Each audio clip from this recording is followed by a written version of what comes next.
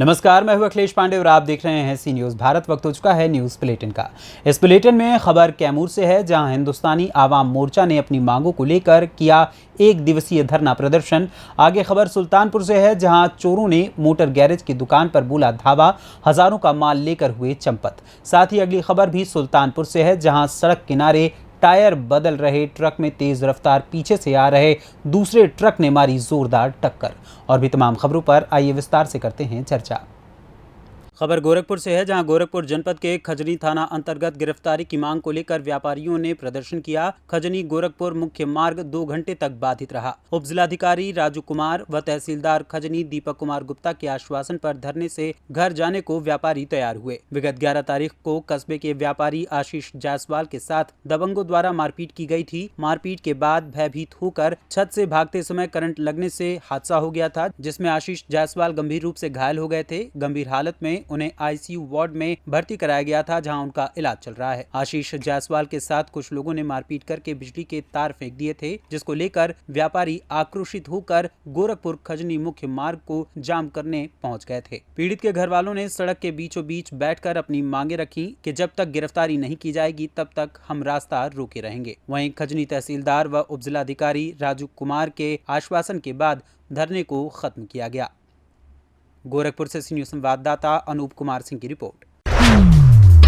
छत्तीसगढ़ का पहला लोक त्योहार हरेली छत्तीसगढ़ सरकार द्वारा मनाए जा रहे हरेली महोत्सव एवं छत्तीसगढ़िया ओलंपिक उद्घाटन कार्यक्रम में मंत्री शिव डहरिया शामिल हुए। इस दौरान मंत्री डहरिया ने पारंपरिक खेलों में भी भाग लिया। इस त्योहार को राज्य सरकार पहली बार प्रदेश स्तर पर मना रही है। इस त्योहार को लेकर सरकार द्वारा विभिन्न जिलों में कार्यक्रम आयोजित किए गए हैं। राज्य सरकार ने इस त्योहार को मनाने की जिम्मेदारी संस्कृति विभाग को दी है। मंत्री डहरिया ने इस त्योहार के आयोजन के दौरान लोगों को सरकारी योजनाओं का लाभ और जानकारी भी दी। मंत्री डहरिया ने हरेली त्योहार के मौके पर प्रदेशवासियों को शुभकामनाएं दी हैं। उन्होंने सभी लोगों से कम एक पौधा लगाने की अपील की है। और एनी पर्सन आईडी किसी का सर, छत्तीसगढ़ की परंपरा के अनुसार आज हरेली और ओलंपिक खेल का शुभारंभ किए हैं, क्या कुछ कहेंगे इस अवसर पर? देखिए, आज माननीय मुख्यमंत्री भूपेश बघेल जी के निर्देश पर हरेली का त्योहार पूरे प्रदेश में हर्षोल्लास के साथ मनाया जा रहा है। आज छुट्टी भी दिया गया है ताकि लोग अच्छे से त्योहार का आयोजन कर सकते हैं। इस अवसर पर छत्तीसगढ़िया ओलंपिक का भी आयोजन किया जा रहा है, जिसमें हमारे छत्तीसगढ़ी खेलों का प्रदर्शन किया जाएगा और उसमें प्रतियोगिता होगी। बहुत सारे पुरस्कार गांव से लेकर प्रदेश स्तर पर दिए जाएंगे। एक अच्छा आयोजन इस अवसर पर किया जा रहा है और छत्तीसगढ़ की संस्कृति परंपरा को आगे बढ़ाने का काम माननीय मुख्यमंत्री जी के निर्देश में हो रहा है। तो मैं हरेली त्योहार के अवसर पर, छत्तीसगढ़िया ओलंपिक के आयोजन के अवसर पर पूरे प्रदेशवासियों को बहुत बहुत बधाई और शुभकामनाएं देता हूं। और हम लोग अच्छे से मिल कर रहे हैं, प्रतियोगिता करें और एक स्वच्छ प्रतियोगिता करके समाज में अपना स्थान बनाए, यही मैं सबसे आग्रह भी करता हूँ। गरियाबंद छत्तीसगढ़ से सी न्यूज़ संवाददाता मनोज गोस्वामी की रिपोर्ट। खबर बिहार के कैमूर से है, जहां कैमूर जिले के सदर प्रखंड भभुआ समाहरणालय के सामने हिंदुस्तानी आवाम मोर्चा द्वारा अपनी मांगों को लेकर एक दिवसीय धरना प्रदर्शन किया गया। आपको बता दें कि हिंदुस्तानी आवाम मोर्चा द्वारा अपनी मांग को लेकर समाहरणालय भभुआ के सामने एक दिवसीय धरना प्रदर्शन दिया गया, जिसमें सुनील चौबे, हम पार्टी के राष्ट्रीय महासचिव कैमूर पर्यवेक्षक की अध्यक्षता में ये धरना प्रदर्शन किया गया। वहीं मुख्य मांगों की बात कर रहे हैं तो गरीबों के आवास हेतु 5 डिसमिल जमीन मुहैया कराई जाना, सरकारी जमीन पर रह रहे लोगों को बास गीत पर्चा दिया जाना, भूदान एवं परवाना में मिले जमीन पर अवैध कब्जा मुक्त करवाया जाना तथा कब्जा दिलवाया जाना, शराबबंदी के नाम पर गरीबों को प्रताड़ित करना बंद करना, ताड़ी को प्रतिबंध से मुक्त करना, 5 एकड़ तक के किसानों को बिजली बिल मुक्त करना, ये प्रमुख मांगे रही। इस मौके पर पार्टी के अध्यक्ष संजय कुमार, राकेश पटेल, अमित श्रीवास्तव, दीपक कुमार, बुधन राम, उपेंद्र कुमार गुप्ता, जिला सचिव हौसला पांडे, विधानसभा महासचिव भूपेंद्र कुमार, सुदामा प्रसाद, संजय गुप्ता, जिला प्रवक्ता मनीष कुमार, संत इत्यादि लोग मौजूद रहे। कैमूर बिहार से सी न्यूज़ संवाददाता राम प्रवेश तिवारी की रिपोर्ट। खबर प्रतापगढ़ से है, जहां पट्टी ब्लॉक प्रांगण में सोमवार को भाजपा जिलाध्यक्ष हरिओम मिश्रा के साथ ब्लॉक प्रमुख राकेश कुमार सिंह, पप्पू सिंह व बीडीओ मधुकर शुक्ला ने संयुक्त रूप से पौधारोपण किया। इस मौके पर उन्होंने कहा कि आज इस बात की आवश्यकता है कि सभी लोग 5-5 पेड़ लगाएं और इनका अपने बाल बच्चों की भांति देखभाल करें। भाजपा जिलाध्यक्ष हरिओम मिश्रा ने कहा कि पेड़ पौधे जंगल झाड़ हैं, तभी मानव का जीवन है, वरना इसकी परिकल्पना भी नहीं की जा सकती है। समय रहते हम लोगों को सचेत रहने की आवश्यकता है। ब्लॉक प्रमुख राकेश कुमार सिंह, पप्पू सिंह ने कहा कि पौधे लगाने व संरक्षण की दिशा में पहल जरूरी है। पेड़ पौधे को काटे नहीं बल्कि इन्हें लगाएं और इनका संरक्षण करें। बीडीओ मधुकर शुक्ला ने कहा कि पेड़ पौधे लगाने से पर्यावरण को संरक्षण मिलता है, अंततः इसका लाभ हमें ही होता है, इसलिए पेड़ पौधे का होना परम आवश्यक है। एडीओ पंचायत धनंजय सिंह, रामाश्रय शुक्ल, बबलू पांडे, अमित सिंह, आनंद शुक्ला, संजू शर्मा, ओम प्रकाश पांडे आदि इस मौके पर उपस्थित रहे। पट्टी प्रतापगढ़ से सीनियर संवाददाता रोहित जायसवाल की रिपोर्ट। खबर सुल्तानपुर से है, जहां सुल्तानपुर लम्भुआ कस्बे में मोटर गैरेज की दुकान पर बीती रात चोरों ने धावा बोलते हुए हजारों का माल चंपत कर दिया। पीड़ित दुकानदार की तहरीर पर पुलिस ने जांच शुरू कर दी है। लम्भुआ कस्बे में राधा कृष्ण मंदिर के निकट स्थित चांदा निवासी सिराज मिस्त्री की मोटर गैरेज की दुकान है। दुकानदार के मुताबिक शनिवार की शाम वो दुकान बंद कर चला गया। रविवार की सुबह जब दुकान खोलने आया तो देखा कि पीछे की दीवार कटी हुई है। रात में उसी काटी गई दीवार की तरफ से चोर दाखिल हुए और उसके बाद दुकान से लगभग 50,000 रुपए का सामान चुराकर फरार हो गए। पीड़ित दुकानदार ने बताया कि इससे पहले भी दुकान में 3 बार चोरियां हो चुकी हैं। दुकानदार की तहरीर पर पुलिस घटना की जांच कर रही है। सुल्तानपुर से सीनियर संवाददाता वाजिद हुसैन की रिपोर्ट।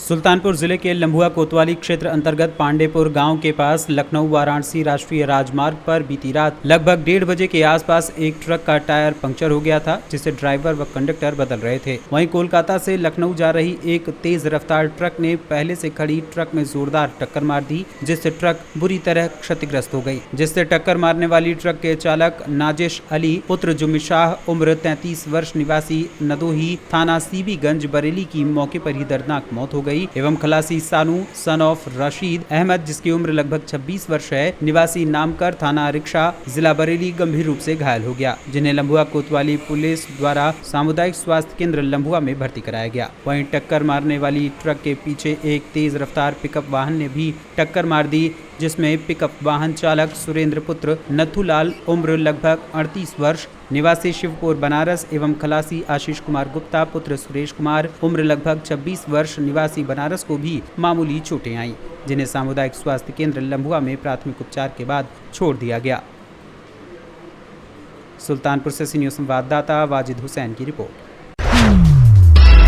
खबर पश्चिम चंपारण के बेतिया से है, जहां साठी बेतिया पुलिस अधीक्षक डी अमरकेश के निर्देश पर साठी थाना अध्यक्ष उदय कुमार, दरोगा अरविंद कुमार, पीएसआई जयसल कुमार, पीएसआई लक्ष्मी कुमारी, साठी पुलिस बल के साथ साठी थाना क्षेत्र के बेतिया नरकटियागंज मुख्य मार्ग सिंहपुर मोड़ के समीप 2 पहिया 4 पहिया वाहन की गहन जांच की गई।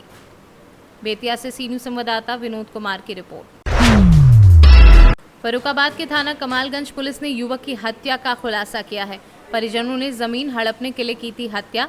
पुलिस ने 5 आरोपियों को गिरफ्तार किया है, जिसमें 2 महिला भी शामिल हैं। 50 लाख की जमीन को लेकर हत्या की गई थी। थाना कमालगंज पुलिस ने गिरफ्तारी की है। क्षेत्र में कमलेश नामक युवक की गुमशुदगी दर्ज कराई गई थी। उसके बाद मुखबिरों की सूचना पर ये पता चला कि उसकी मृत्यु हो चुकी है और उसकी डेड बॉडी को ठिकाने लगाने का प्रयास किया जा रहा है, और यदि जल्दी की जाए तो उसकी डेड बॉडी उन्हीं के चाचा के घर में प्राप्त हो सकती है। इस पे मौके पर पूरी पुलिस टीम, थाना प्रभारी और क्षेत्राधिकारी मौके पर पहुँचे और उन्होंने वहाँ बेड के नीचे से बोरे में बंद बॉडी को प्राप्त किया और उसका वो पुलिस कब्जे लिया, और इसके बाद इसकी पूरी विवेचना की गई। विवेचना में कुछ इस प्रकार निकल कर आया है कि चाचा और उनके 2 पुत्र, उनकी पत्नी और एक पुत्र की पत्नी, कुल 5 लोगों ने मिलकर पूरी ये साजिश रची थी और उसकी हत्या करने की पूरी साजिश रची थी। और इसका मुख्य कारण उसके नाम मूल्यवान ज़मीन था।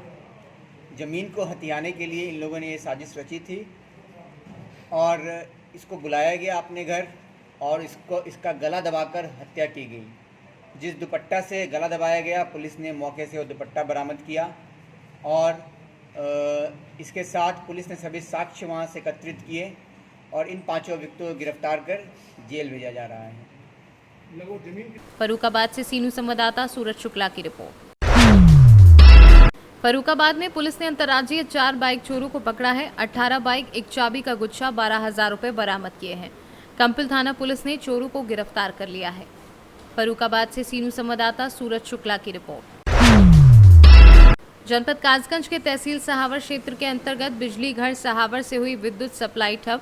पिछले कई दिनों से गांव इतवारपुर के आसपास के दर्जनों गांव में नहीं पहुंच रही बिजली। ग्रामीणों द्वारा लिखित में दिए गए शिकायती पत्र कार्यालय से हो जाते हैं गायब। रजिस्टर में नहीं होती कोई एंट्री। लगातार ग्रामीणों द्वारा संबंधित बिजली विभाग को शिकायत की थी, लेकिन उपरोक्त बिजली घर पर तैनात कर्मचारियों ने प्राप्त प्रार्थना पत्र पर नहीं की कोई कार्यवाही।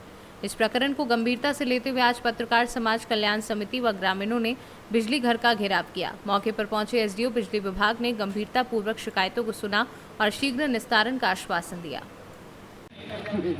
आप सहावर देवात बिजली घर आए हैं, किस संबंध में आए हैं? मैं पत्रकार समाज कल्याण समिति जिलाध्यक्ष, हमारे पत्रकार साथी विपिन कुमार जो इतवारपुर से बिलोंग कर रहे हैं, उनकी समस्या थी कि ग्रामीण अंचलों में इनके सटे हुए जो घर थे, उन घरों में लगभग 8 से 10 दिन तक बिजली नहीं आ रही थी।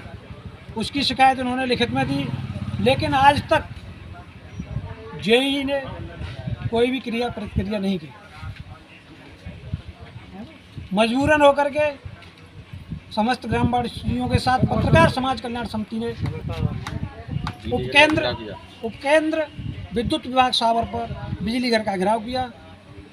मौके पर एसडीओ साहब ने आकर के पत्रकार समाज कल्याण समिति व ग्रामीणों से बातचीत की और समस्या का समाधान करने का आश्वासन दिया। कासगंज से सीनू संवाददाता भीष्मपाल सिंह की रिपोर्ट। छत्तीसगढ़ में साल के अंत में आम चुनाव होना है। ऐसे में कांग्रेस हो या फिर बीजेपी आदिवासी वर्ग को साधने में लगी हुई है, लेकिन छत्तीसगढ़ सर्व आदिवासी समाज दोनों ही प्रमुख दलों का जातिगत समीकरण बिगाड़ सकता है।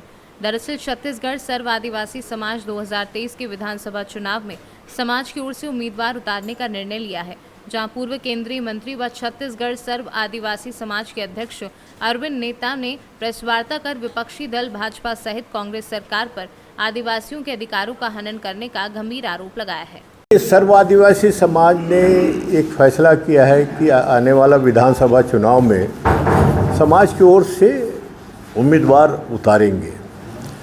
उसके पीछे कारण ये है कि पिछले 15 साल का हमारा अनुभव रहा है कि अपने संवैधानिक अधिकारों के लिए संघर्ष करते करते थक गए हम लोग, और कहीं सुनवाई नहीं हुई। और दोनों सरकार में, पिछले सरकार में भी और इस सरकार में तो हद हो गई कि जो पेशा कानून, सबसे महत्वपूर्ण कानून आदिवासी समाज के लिए 1996 में पार्लियामेंट में हम लोगों ने बनवाया था, उस कानून का इस एक प्रकार से हत्या कर दी गई है नियम बना के, जिसमें अधिकार समाज को था, जल जंगल ज़मीन पे गांव समाज का ग्राम सभा को अधिकार था, वो नियम के माध्यम से ख़त्म कर दिया राज्य सरकार ने। ये सबसे बड़ी चिंता का विषय समाज के लिए है और ये सबसे बड़ा मुद्दा बनेगा इस राज्य के आने वाले चुनाव में। कितने सीटों पर चुनाव लड़ेंगे? हम लोग करीब 30 सीट तो रिजर्व सीट है और 20 से 25 सीट जो जनरल सीट है, जहां 20,000 से 80,000 तक के मतदाता, आदिवासी मतदाता रहे, वहाँ भी आजमाएंगे, उतारेंगे। हम समाज के लोगों को उतारेंगे जनरल सीट में। सरगुजा से सीनू संवाददाता रिंकू सोनी की रिपोर्ट। फिलहाल के लिए इस न्यूज़ बुलेटिन में बस इतना ही। देश दुनिया की तमाम खबरों के लिए देखते रहें सी न्यूज़ भारत। हर खबर आपके साथ, आपके हाथ।